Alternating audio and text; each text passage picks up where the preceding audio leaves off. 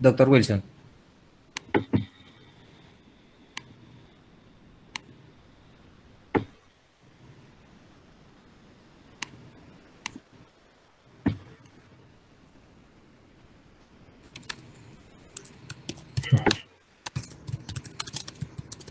Muy buenas tardes a todos. Buenas tardes. Desafortunadamente veo que no tengo como acceso al sonido de ustedes. No sé si es de allá del sistema y acá no me logra permitir eso. Entonces, ¿quién me puede colaborar para ver si de pronto hago contacto con todo el grupo? Pero lo estamos escuchando, doctor.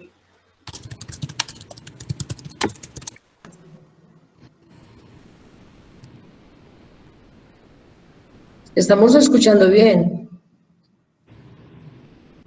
Bueno,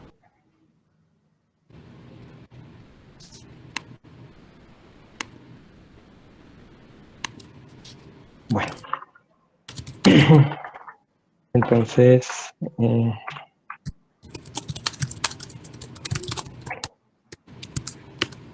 Bueno, les presento, él es el doctor Wilson Cardona Ospina, él es abogado e ingeniero industrial de la Universidad de Antioquia. bueno, pero entonces antes de dirigir las preguntas, déjenme presentarme.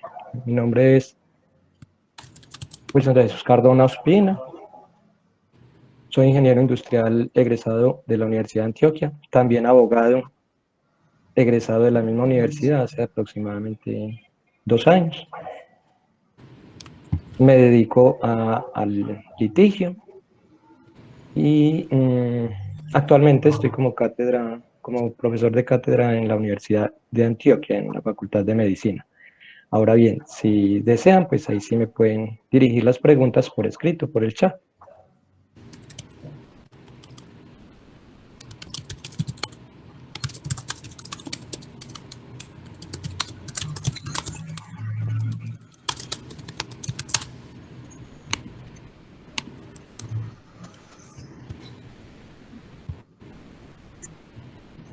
Bueno,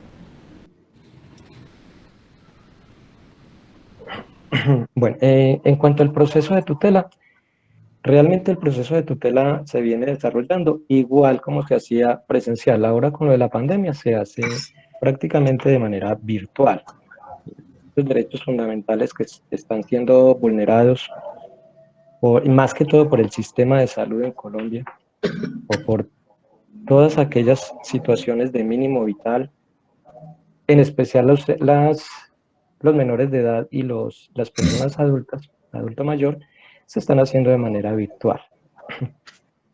¿Qué pasa con la acción de tutela? O sea, que no sabría direccionar alguna respuesta sobre la acción de tutela, si es en la forma como se elabora o si es realmente en opinión de cómo se está gestionando hoy por hoy con respecto a la pandemia. Entonces, por favor, si de pronto me pueden aclarar sobre la pregunta en específico. Ok. La acción de tutela de acuerdo a la Constitución Política, todos los derechos fundamentales pueden ser tutelados. Y los derechos fundamentales de primera generación entendemos que son el mínimo vital, todo lo que esté en riesgo la vida. Después de la Ley Estatutaria de Salud del 2015, viene la salud, también es un derecho fundamental tutelable en primera instancia. Todo lo que son problemas del menor. En términos generales, la acción de tutela es muy amplia, ¿sí? Ahora, si nos enfocamos en esta situación del adulto mayor, todos los problemas que generan el adulto mayor, que vienen a ser el mínimo vital, que vienen a ser la vulneración a la salud, que vienen a ser la vulneración a la alimentación, todos esos servicios pueden solicitarse a través de un derecho, de una acción de tutela. Aunque la acción de tutela especifica en muchos casos de que hay otros medios para agilizar el trámite, en efecto, en algunos casos no da espera. ¿Por qué? Porque si se hace una demanda se dilataría mucho el proceso. Por eso es que la acción de tutela es eficaz y es en el mínimo tiempo que lo debe especificar un juez de tutela. ¿Cuándo falla el juez de tutela? El juez de tutela tiene 15 días hábiles para emitir una sentencia respecto a los derechos que se estén tutelando, ¿sí? Entonces, ¿en qué casos? Cuando la persona se le esté vulnerando un derecho a la salud, cuando la persona se le esté vulnerando un derecho al mínimo vital, los ingresos, cuando la persona presente una vulneración por la alimentación, que también va en conexión con la vida, ¿sí? En términos generales, sí, esa sí sería como en el plan de acción de acá de este tema en específico.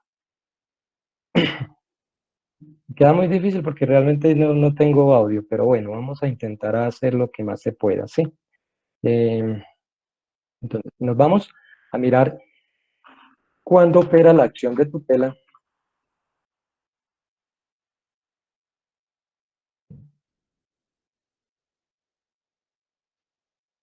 Decimos que todas las personas tendrán acción de tutela para reclamar ante los jueces en todo momento y en todo lugar mediante un procedimiento preferente y sumario, ¿sí? Se elabora el documento, se tramita a través de un juez, el juez competente, ¿sí? Entonces tendríamos que hablar en este caso, quién es el competente para conocer de esa vulneración a ese derecho fundamental. Ejemplo, si, si la persona está radicada en Medellín, ¿sí? Y le están vulnerando un derecho fundamental a la salud, el juez competente sería los juzgados de Medellín. Se tramita, se direcciona al juez constitucional de tutela y dentro del juzgado le hacen un reparto específico a cualquiera de los que estén disponibles en el momento, ¿sí? De acuerdo a un programa que ellos tienen en línea, ¿sí? A los jueces que... Una vez el juez reciba la tutela, tendrá 15 días para estudiarla, para hacerle el traslado a la persona que está tutelando, en este caso la entidad de salud, y eso con el fin de protegerle también el derecho fundamental al debido proceso, ¿sí? Las personas que se tutelan tendrán que emitir su respuesta, velando siempre por ese derecho fundamental al debido proceso, y ya el juez tendrá en ese tiempo, eh, tendrá la capacidad para analizar y para fallar a favor o en contra de la persona que hace la tutela. ¿Hasta ahí me entienden o alguna otra duda? ¿Sí? Si es necesario ampliar un poquito más este tema.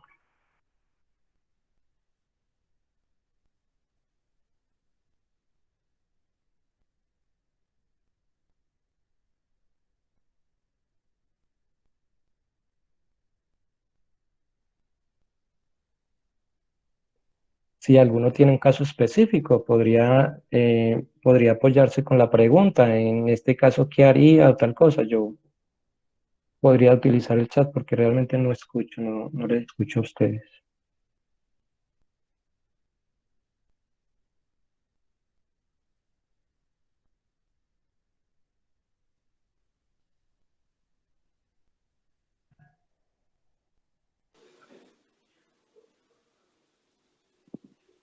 ¿Aló?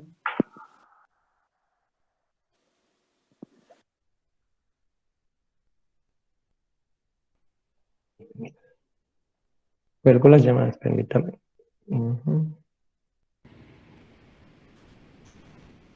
Listo. Entonces, por el teléfono, ¿qué? Sí, profe, ahí lo escuchan bien, ¿cierto? Bueno, ya para el micrófono. Sí, se Listo. escucha bien. Listo, profe, entonces ya nos escucha, ¿cierto? Ah, bueno, perfecto, ahora sí. Listo, entonces vamos a dirigir las preguntas. Ángela Andrade es la trabajadora social del grupo y ella le va a dirigir algunas preguntas. ¿Preparó? Vamos ahí. Doctor, buenas tardes. Muy buenas tardes. Doctor, bueno, primero que todo, muchas gracias por estar aquí con nosotros. Creo que todo lo que tiene que ver con lo legal es muy importante para la población con la que trabajamos y en el día a día nos encontramos con preguntas que son como reiteradas en diferentes casos. Entonces, hay varios temas que siempre se presentan. Uno es el de la tutela, que ya lo abordó un poco. El otro es el tema de las pensiones y cómo, qué hacer cuando al familiar que está afectado por la enfermedad lo despiden, pero todavía no ha cumplido el tiempo para reclamar su pensión y no se sabe qué hacer frente a este despido y cómo hacer el proceso de reclamación de la pensión. Entonces, son dos preguntas, ¿cierto? La primera es en cuanto a una EPS, esté vulnerando el derecho a la salud. Sí, señor. Hay que verificar realmente cuáles son las entidades que están incluimos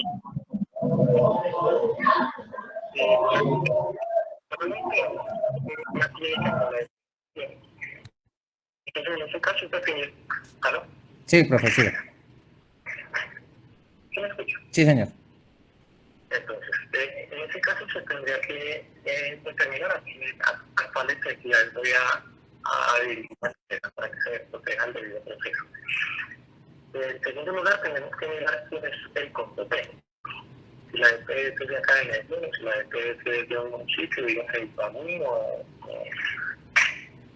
Barbosa o Girardota o Copacabana. Y en esos lugares se determina cuál que conozca sobre los derechos fundamentales y que la acción de tutela con la debida forma, es decir, especificar los hechos, especificar las pretensiones, de los hechos claramente quién es el que le está vulnerando el derecho fundamental, el que le está vulnerando, y anexarle todas las pruebas que tenga respecto.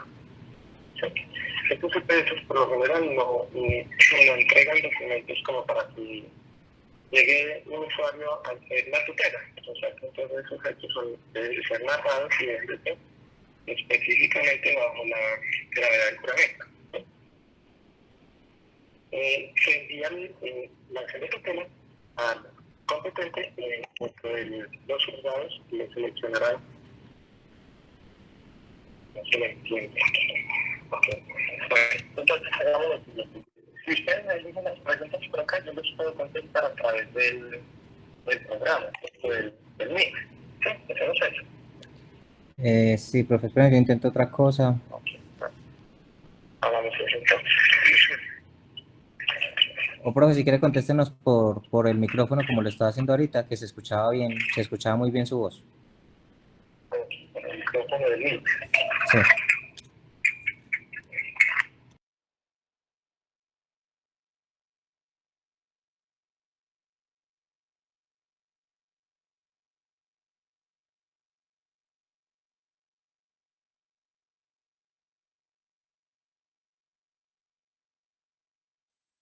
Ahora sí me escuchan entonces.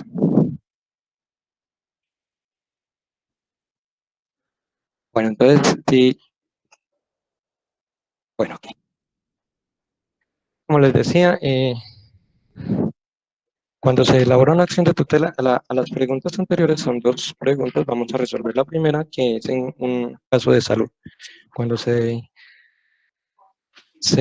observa una violación al derecho fundamental a la salud, ¿sí?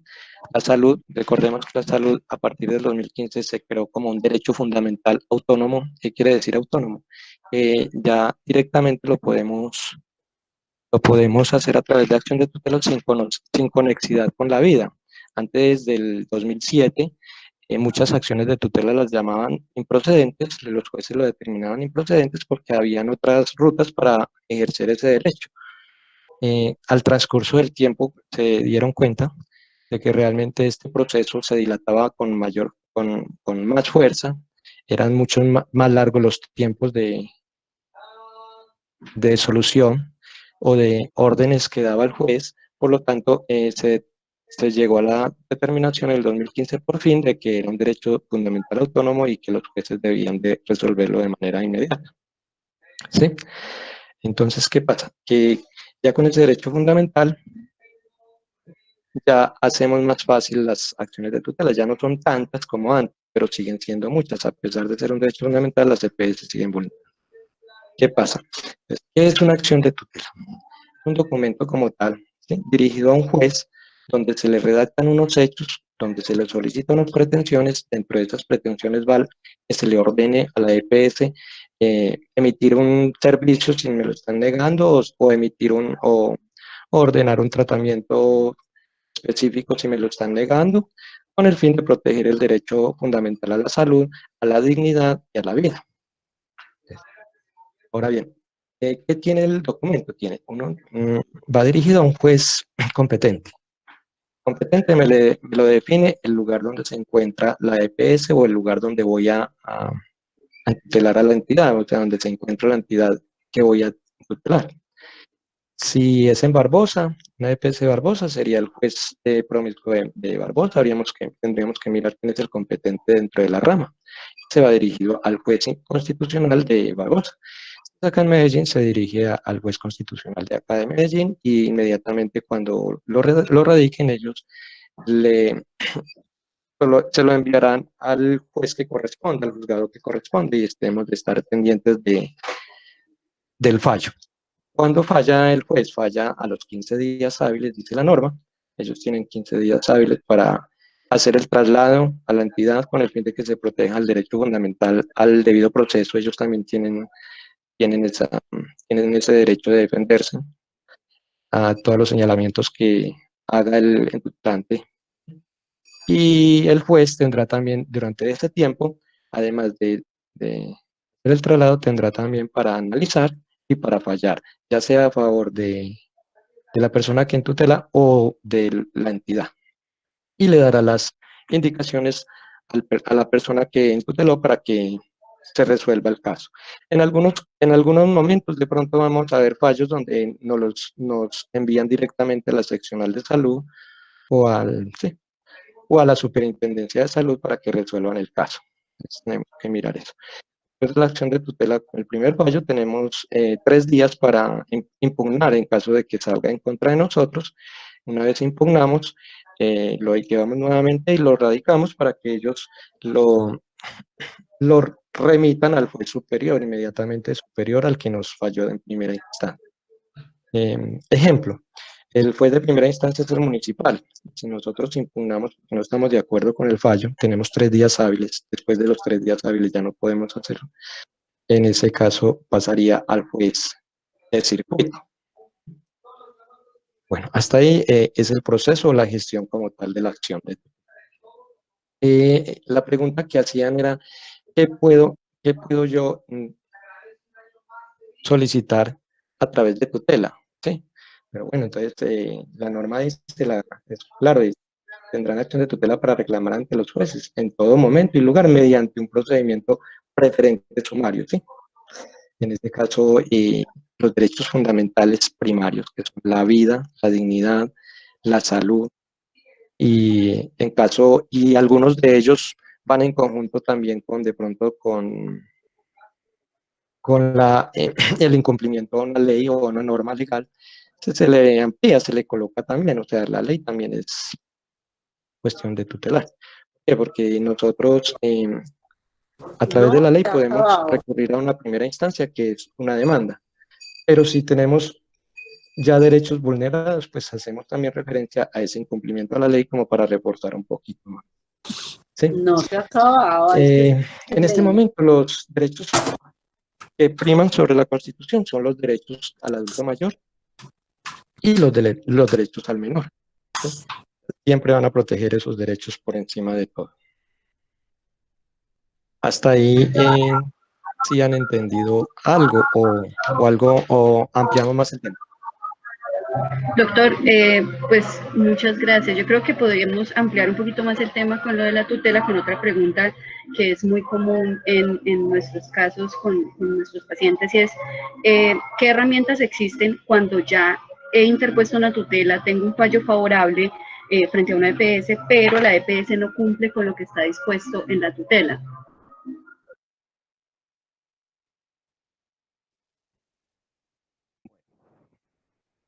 Frente a esa pregunta, cuando el fallo sale a favor y la EPS me incumple, está el otro proceso que es el desacato, ¿sí? El incidente de desacato. ¿Qué es un incidente de desacato?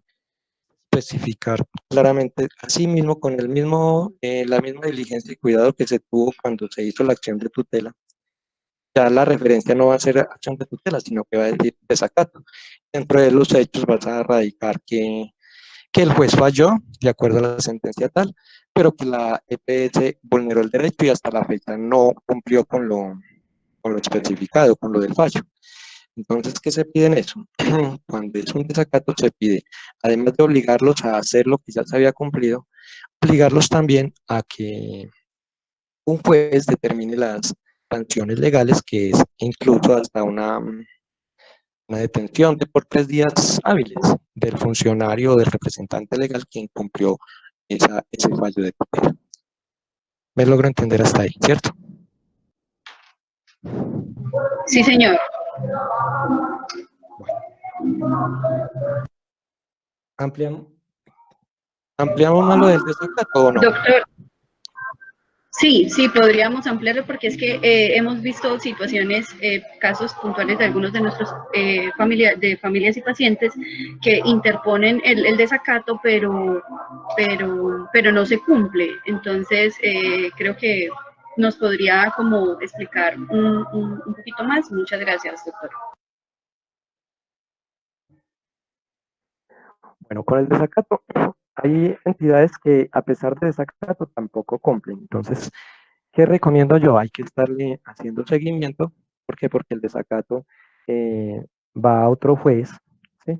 El desacato tiene también otro procedimiento legal, verifican también, hacen el traslado a la entidad para que para el debido proceso, para que explique el por qué incumplió tal norma, ¿sí? Y ya después de ese proceso se determinará otro segundo fallo. Ese segundo fallo es condenatorio o, o absuelven, ¿sí? Absolutorio, dependiendo de las condiciones que especifiquen. Entonces, ¿qué pasa? Hemos tenido problemas en el medio porque esas acciones, esos desacatos tampoco logran llegar a una finalidad específica. ¿Sí? Hay que seguirle gestionando, hay que estar pendiente y hay que indicarle al juez que continúa con la negativa, continúa con la negativa para que el juez siga sancionando en específico. Eh, desde mi experiencia he tenido aproximadamente 2, efectivamente, han fallado, han condenado, ¿sí?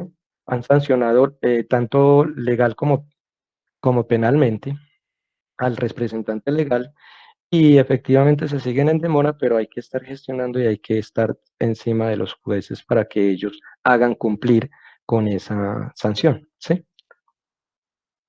Bueno, sí es un problema que tenemos en el medio, desafortunadamente, pero hay que seguir gestionando, hay que estar encima del juez, mandando memoriales que aún no me han resuelto a pesar del desacato, ¿sí? Y ya el juez determinará y ya tomará decisiones para ver si hace un traslado directamente a la fiscalía para que se cumpla con esa sanción penal y también legal y económica, porque también lo sancionan económicamente. Muchas gracias, doctor. Una pregunta que está en el chat y que también es parte de las que teníamos preparadas es, cuando yo interpongo una tutela y sale a mi favor o me la rechazan, el resultado pues de esa tutela le llega la información también a la EPS a la que yo le interpuse la tutela. No le escuché bien, qué pena. Ah, listo, doctor. Que voy a repetir que cuando yo pongo una tutela, el resultado del juez a esa tutela también le llega a la EPS o uno debe notificarles a ellos la respuesta. Ah, bueno. Bueno, en cuanto a la notificación, bueno, devolvámonos un poquito sobre el documento como tal. En la acción de tutela debemos de anotar bien los lugares de notificación y son los jueces o los auxiliares de los juzgados los que deben de hacer llegar esa notificación.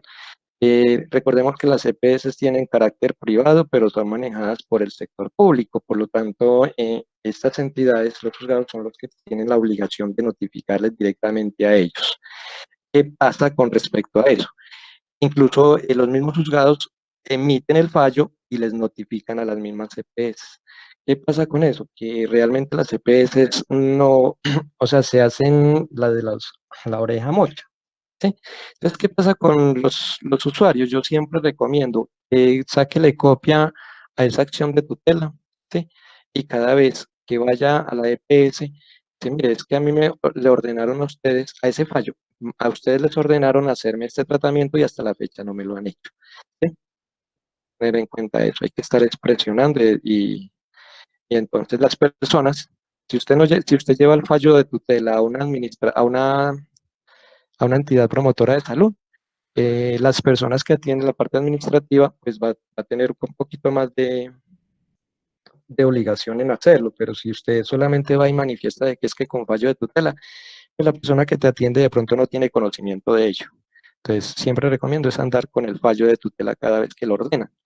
También existe el problema de que a veces ordenan varios procedimientos y que realmente no aprueban sino uno, que por el otro pues no hay esto, no hay aquello, no hay aquello, no. La orden judicial es el total de los procedimientos o de los medicamentos y no pueden negarse a dárselos de a poquitos.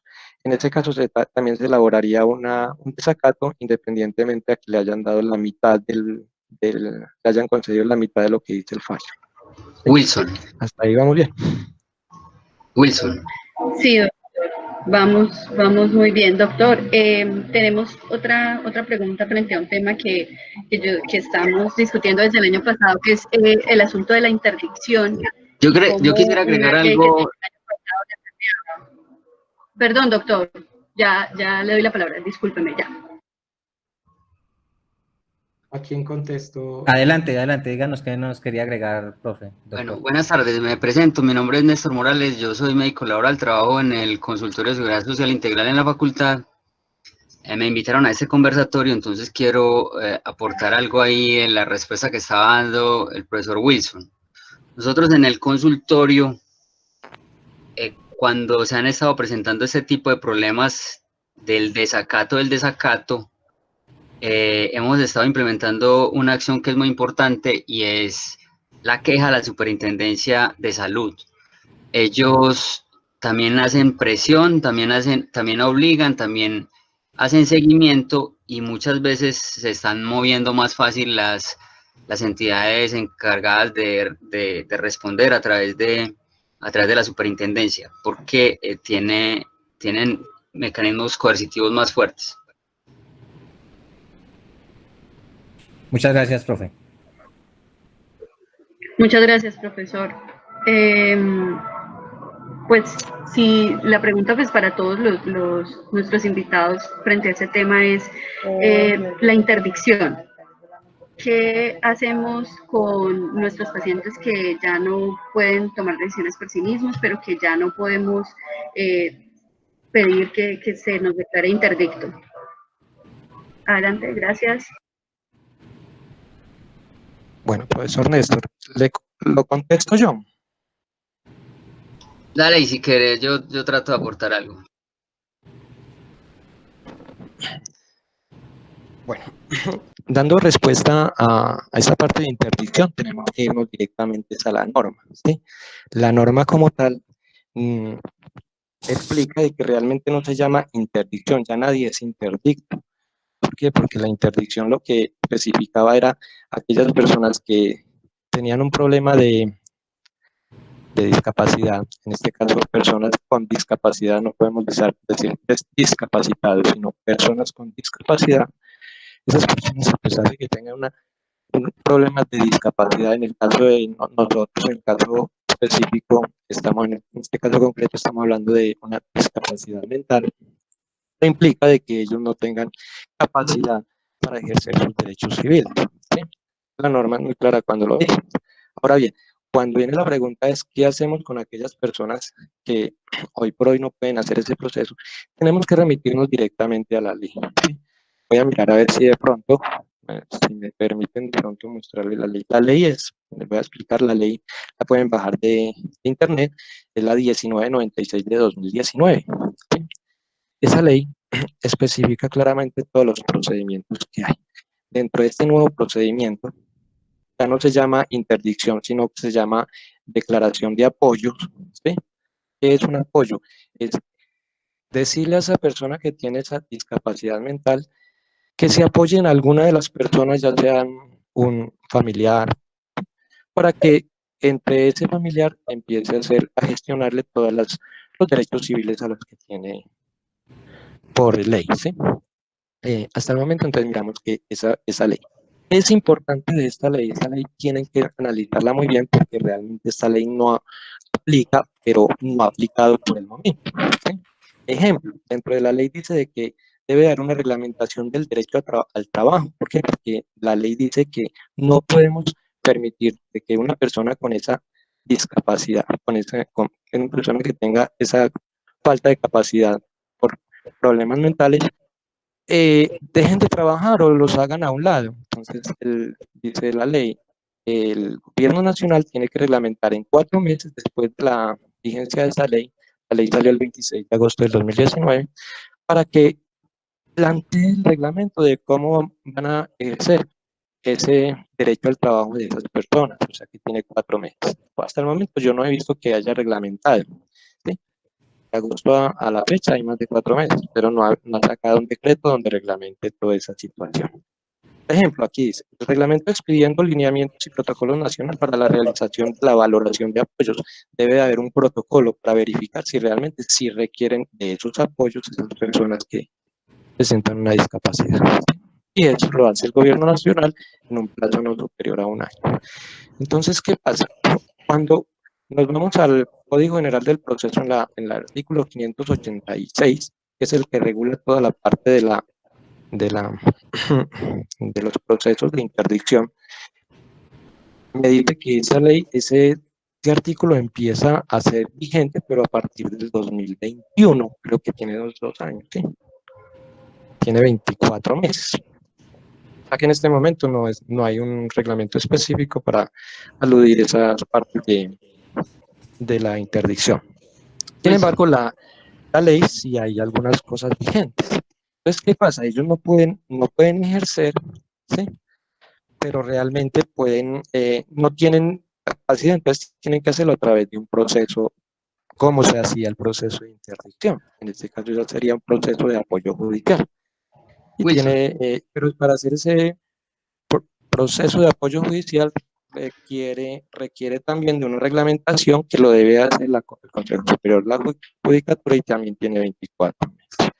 En términos generales, esa ley no ha empezado a aplicar en forma, ¿sí? Por lo tanto, aquellas personas que han venido trabajando con procesos de interdicción, podemos decir que ya dejó de ser interdicto, ¿sí? Porque incluso dentro de la ley da un plazo que entre el 2021 y 2023, todos los procesos que hayan de interdicción en los juzgados deben de volverse a reactivar y volver a llamar a las personas para revisar todo este proceso y darle el trámite de pasar de interdicción a un proceso de apoyo judicial. Wilson. Hasta el momento sí me logra entender. Yo quiero decir algo ahí para contextualizar, para que se aterrice un poquito más el tema. Díganos, profe. Perfecto. O sea, los procesos de interdicción eran muy importantes, o son muy importantes porque, como dice Wilson, todavía eso aparentemente no está del todo derogado porque no ha entrado en vigencia la otra norma. Pero los procesos de interdicción son importantes porque son un mecanismo de protección de las personas que no son capaces de manejar sus propios negocios. El caso típico, para entenderlo, es una persona que entra en una crisis maníaca y hace lo que se denomina dilapidación de sus bienes. Entonces, la persona, por una afectación mental, por estar en un estado maníaco, empieza a regalar las cosas porque eso hace parte de la enfermedad, que regala todos los bienes y traslada los bienes a cualquiera. Entonces, puede quedar sin patrimonio. Entonces, se hace el proceso de inicio de interdicción para que el juez decrete que esa persona, por una enfermedad, se está comportando de esa manera inadecuada y está dilapidando su fortuna. Entonces, en esa medida, esa interdicción era muy importante. La la pretensión de la nueva norma no la entiendo muy bien, pero de todos modos, en ese orden de ideas habría que tener muy claro que de todos modos una persona que está en estado de manía, o una persona que es psicótica, o una persona que es demente, no tiene la capacidad mental para definir, para decidir sobre el manejo de sus bienes, y tendría que hacerlo a través de su representante legal, un tercero. Entonces lo que va a cambiar con esa norma es que cambia cómo se manejan esos bienes a través de un tercero, y se habla de un tercero de buena fe. Bueno, eso de tercero de buena fe en Colombia es bien complicado, bien discutible, y serían como parte de los efectos a analizar con esta nueva norma, pero quería aclarar que la interdicción la decreta el juez para proteger los bienes de la persona que en un momento determinado va a dilapidar su fortuna. Muchas gracias, profesor Néstor. Vamos a hacer la última pregunta que Ángela la va a realizar y con esto finalizamos. Profesores, la pregunta es en relación al tema de pensiones. Ese es uno de los temas álgidos para la población con la que trabajamos. Me gustaría que nos explicaran un poco acerca del tema de la pensión por invalidez y si todavía se llama de esta manera. Y la otra pregunta iba en torno a si yo como familiar, como cuidador principal, estuve cotizando durante un tiempo, debo dejar de trabajar porque debo dedicarme enteramente al cuidado. ¿Yo puedo gestionar una pensión por este concepto? Muchas gracias y los escuchamos.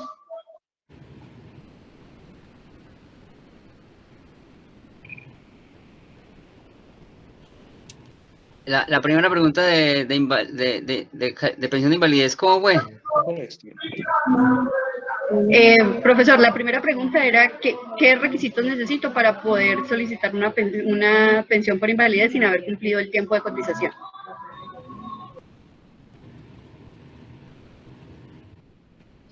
Sin haber cumplido el tiempo de cotización. O sea, la norma exige 50 semanas de cotización en los últimos 3 años, o 26 semanas antes de los 20 años, o sea, jóvenes que tengan incapacidad de invalidez menores de 20 años.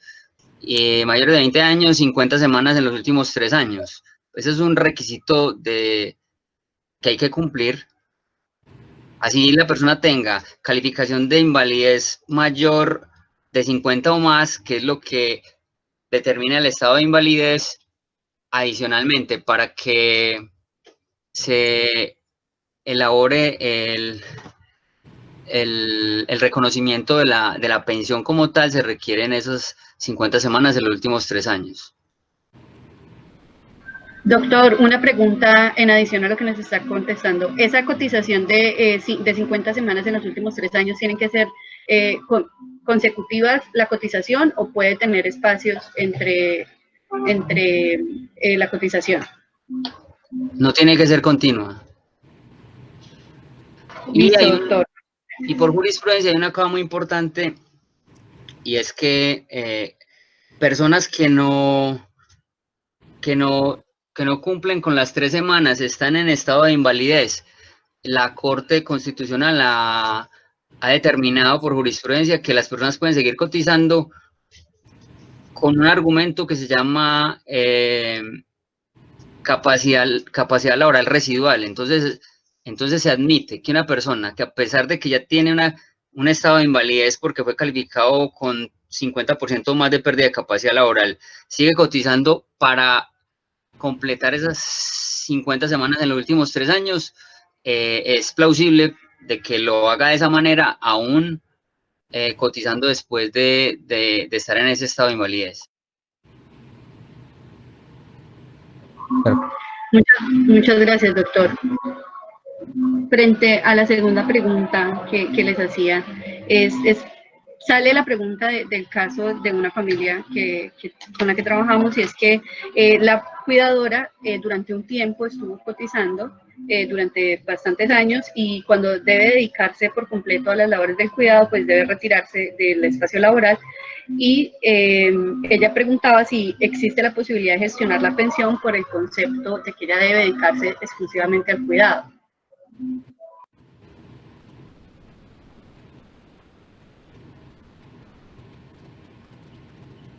No sé si el profesor Wilson o el profesor Néstor nos puedan...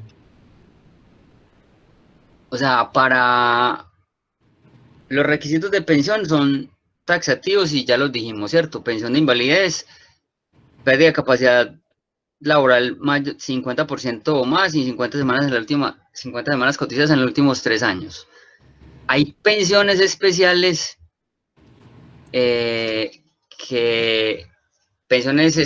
que dentro de las que está, por ejemplo, pérdida de capacidad laboral la mitad de la deficiencia, que es un 25%, y es una pensión de vejez acelerada por invalidez. Pero siempre los criterios a tener en cuenta son porcentaje de pérdida de capacidad laboral y tiempo cotizado. O sea, el hecho de dedicarse a cuidar a un adulto mayor no le da como requisitos, no le ayuda a cumplir requisitos porque tendría que estar pagando como independiente o que una tercera persona le pague el seguro para que sume semanas, pero a la hora de buscar el acceso a la pensión de invalidez o de vejez es cotizando. Listo, profesores, muchas gracias por la aclaración de las dudas con las que muchos de nosotros estamos como en la cotidianidad. David, yo creo que podemos Sí, yo creo seguir. que podemos finalizar ya este conversatorio con ustedes dos. Muchísimas gracias por el aporte de los dos profesores. Realmente es muy valioso. Yo creo que igual quedan muchas preguntas aún que en la medida de lo posible iremos resolviendo o en otros próximos talleres abordaremos. Pero les agradecemos pues por este espacio, ya que sí nos pasamos un poquito pues como del tiempo que teníamos pues para la sesión. Muchas gracias al profesor Wilson, muchas gracias al profesor Néstor nuevamente.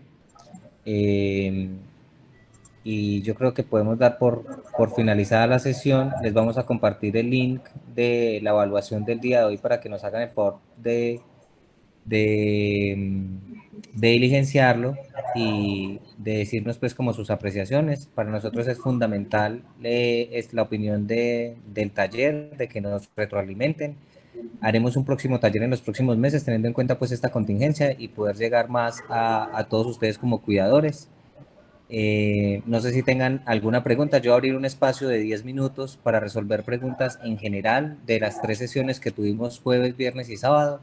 La mayoría de los expositores están conectados, entonces podríamos tanto responder por el chat o de forma verbal algunas de las inquietudes. Entonces vamos a tomar los 10 minuticos mientras les comparto la encuesta y resolvemos pues las dudas.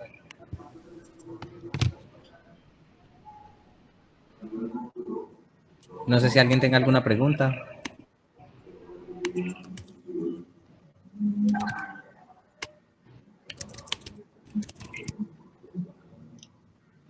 Ahí estaba contestando una en el chat.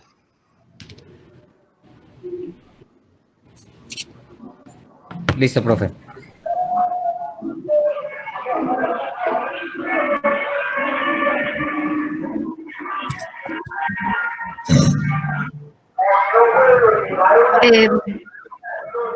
Doctor Néstor, yo tengo una pregunta, pero es como de cuándo, de la información. ¿Será que nosotros podemos ahorita poner la información del consultorio jurídico de la Facultad de Medicina?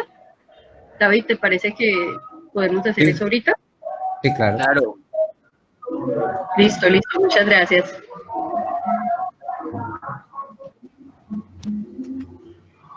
No sé si tengan algunas otras preguntas. Hay una pregunta. No he visto el chat.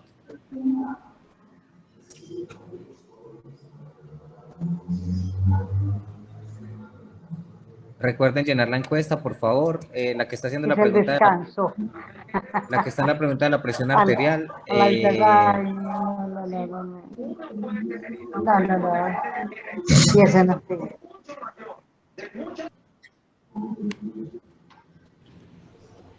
¿Alguna pregunta para la doctora Lucía, para los médicos, para la doctora Claudia, para Claudia Madrigal, psicóloga?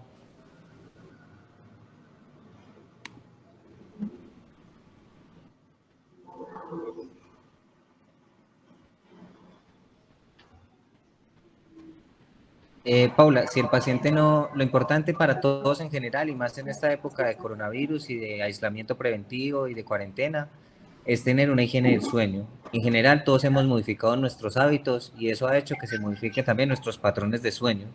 Entonces es fundamental que adquiramos nuevamente higiene del sueño. ¿Eso qué significa? Son pautas generales que les nombré en la primera sesión cuando di mi charla acerca de no tomar café después de las 3 de la tarde, una comida liviana en la noche, no acostarse con hambre, no acostarse con el estómago demasiado lleno, tener un ritual con el paciente, si es necesario tomarse un baño en la noche, eh, puede tomarse una aromática si eso le puede llegar a facilitar, no durar más de media hora si en la cama, si no es capaz de dormirse, levantarse a hacer otra actividad que no le genere un estímulo significativo como es leer o ver algún programa de televisión que no sea muy estimulante, pero no se quede en la cama porque eso lo único que genera son pensamientos rumiativos y no facilita que usted llegue a dormirse.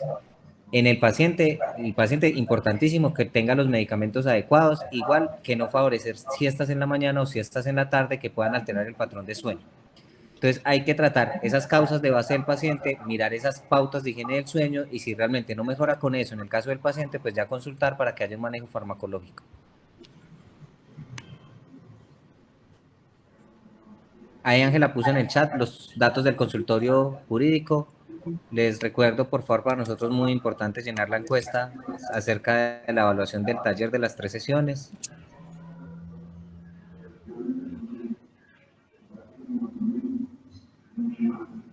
¿Alguna otra pregunta para cualquiera de los profesionales del grupo de neurociencias?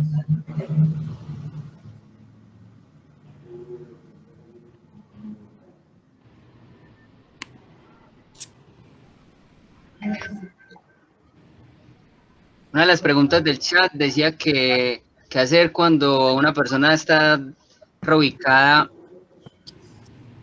por deterioro cognitivo, la califican en SURA, creo que en SURA, y no le alcanza el 50% o más para pensión de invalidez. Pues cuando hablamos de deterioro cognitivo, estamos hablando de una patología muy grave y por lo general alcanzan el 50% o más, entonces habría que en principio dudar de la idoneidad de esa calificación y hacer otra calificación para determinar que efectivamente sí pudiera tener el 50% o más. Y pasa mucho que en el rol laboral no les dan el porcentaje adecuado por el hecho de estar trabajando. Entonces, por el hecho de estar trabajando, así sea que la tengan sentada haciendo nada, eso impide que suba el porcentaje de manera adecuada. Algo importante, profe, porque alguna vez tuvimos una experiencia con uno de nuestros pacientes, es que empezaron el proceso de calificación estando en la etapa de deterioro cognitivo leve. En la etapa de deterioro cognitivo leve probablemente no les alcance el puntaje. Requieren empezar este proceso cuando se le declara en demencia o en trastorno neurocognitivo mayor. Porque las personas con deterioro cognitivo leve o trastorno neurocognitivo menor todavía tienen una capacidad de decisión y no van a alcanzar el puntaje para declararlo en una discapacidad. Entonces es importante el momento en el cual vamos a iniciar este proceso este proceso legal o el proceso de pensión por invalidez. Entonces cuando vamos a calificarlo tiene que estar ese diagnóstico de demencia o trastorno neurocognitivo mayor. Pero ahí es donde te digo que también importa mucho el rol laboral, o sea, efectivamente, qué capacidad laboral tiene, porque muchas veces el empleador, porque es un familiar, porque es muy humano, por lo que sea, los tiene ahí sin hacer nada, y eso, el hecho de estar trabajando, le da un porcentaje muy bajito en el rol laboral. Cuando a la persona tiene restricciones importantes en la reubicación o tiene reconversión de mano de obra, estamos hablando de unas diferencias entre 10 o 15 puntos, y esos son los que le hacen falta a la gente que le dan 35, 40 para llegar al 50. Entonces depende, eso es muy importante. O sea, yo he visto muchas negaciones por mala puntuación en el rol laboral cuando están trabajando, y obviamente lo que vos decías, por un mal diagnóstico. Es distinto el deterioro leve, moderado y severo, y a veces los diagnósticos no están claros, pero más allá del diagnóstico, se están trabajando, el rol laboral es muy importante para que lleguen a 50. Perfecto, profe, muchas gracias. No sé si tengan alguna otra pregunta, si no vamos finalizando. Les agradecemos a todos su participación, su asistencia. Realmente no esperábamos tantas personas. Fue muy gratificante para nosotros como grupo de neurociencias y esperamos continuar haciendo este tipo de actividades para poder favorecer su rol como cuidadores.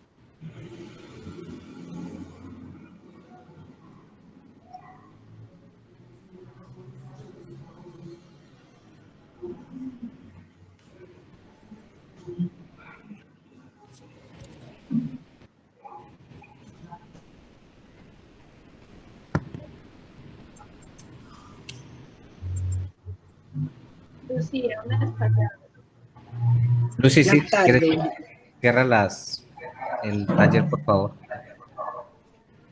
Sí, quiero para cerrar este espacio de interacción e intercambio de conocimiento en el que todos buscamos fortalecernos y así brindar cada vez mejor calidad de vida a nuestros enfermos, a nuestros familiares.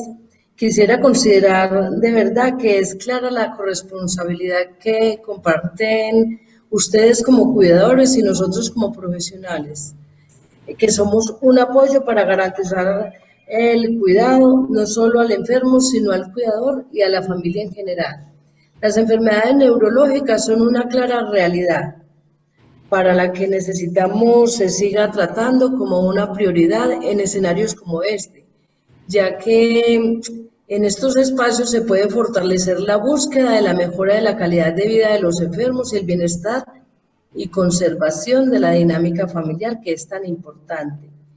Quiero darle las gracias al grupo de neurociencias, a los patrocinadores, porque dan la oportunidad de que algunas personas puedan ser orientadas y atendidas en nuestros proyectos de investigación. A todos y cada uno de ustedes que estuvieron en el taller desde el primer día, gracias por asistir, pues su presencia ha sido indispensable para que se lleve a cabo.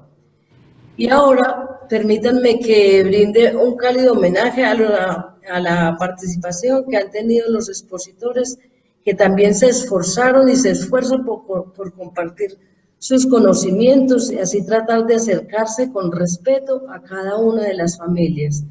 Muchas gracias al doctor David Aguillón y Ángela Andrade, la trabajadora social del grupo de neurociencias, por estar al frente de la logística que fue necesaria para la realización de este evento. Y ahora lo único que nos queda es el reto de seguir trabajando conjuntamente sin aminorar la marcha. Les quiero recordar que próximamente les estaremos indicando las fechas del siguiente taller a realizar por el grupo de neurociencias de la Facultad de Medicina de la Universidad de Antioquia, y que las memorias de este primer taller del año 2020 se les pasará por correo electrónico o por el WhatsApp. Muchas gracias a todos y hasta siempre. Muchas gracias, Lucy. A ustedes.